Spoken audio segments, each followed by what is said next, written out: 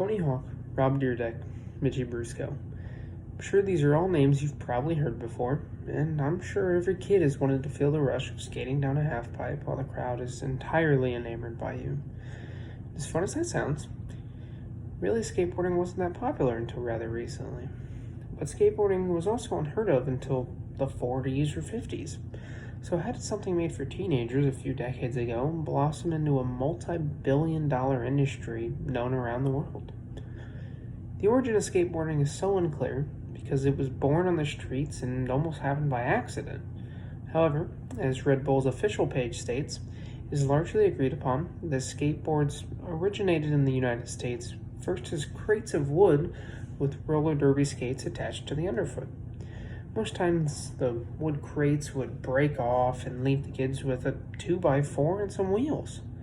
These crates were largely seen in California, which is considered the birthplace of skating, according to Steve Cave, author of A Brief History of Skateboarding. As this mistake-turned hobby became more popular, the activity was granted the name sidewalk surfing. This fad was amazing until it came to its untimely end, like most fads do. While skateboards did inevitably change, the concept stayed the same. Give the skater 4 wheels and a large piece of wood and so they can have more balance and look more stylish. Soon wheels were transferring to clay and to plastic.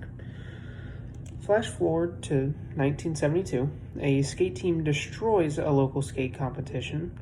Steve Cave continues to tell us that the Saphir team was made of names like Stacy Peralta, Tony Alva, and Jay Adams. Skate legends, if you ask any skate historian. The same team had a grit and punkish attitude that's associated with many skaters today. Soon, after they started to rile people up, a new skater would revolutionize the skating scene forever. Exploratorium, a skate trick encyclopedia, informs us that Alan Ollie Gelfond created what seemed to be a jump with a skateboard. As soon as this trick was seen, many people tried to maneuver or alter it.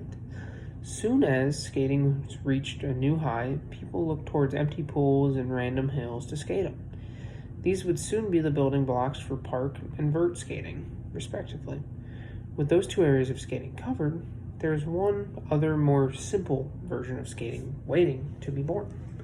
In the 1980s, Rodney Mullen and Nadas Kalpas changed how most people thought of skating, adding grinds and a very unorthodox way of moving the skateboard while you ride or flip. Steve Cave wrote an article specifically about Rodney and his amazing accomplishments. Rodney is regarded as the godfather of street skating and paved the way for many skaters. After his insane additions to a niche community, the trend stayed and exponentially grew. Now that skateboarding has become a staple in Western living, the only thing it was missing was competition on a national level. According to National Geographic, the X Games started in 1995 in Rhode Island and was originally titled Extreme Sports. This was the first real large-scale event for sports like skating, BMX, and motocross.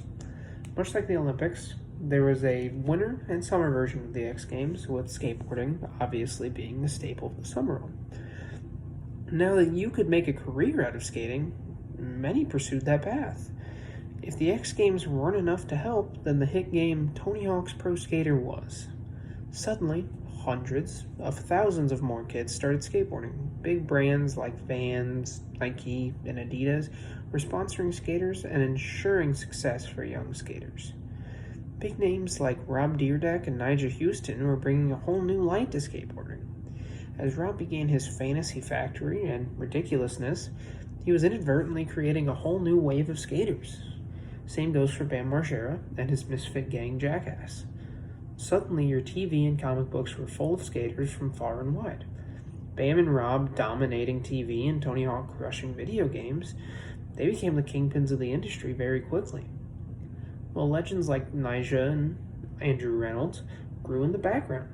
Andrew started the company Baker, known for its amazing skate parts and fresh boards, while Nyjah swept the X Games, becoming the skater with the most X Games medals of all time. Finally, after many long and arduous years, skateboarding was officially added as an Olympic sport in 2019. It was set to appear in the 2020 Tokyo Olympics. Well, they are pushed back to 2021. It is truly amazing that something as small as breaking a wood scooter could turn into an Olympic event.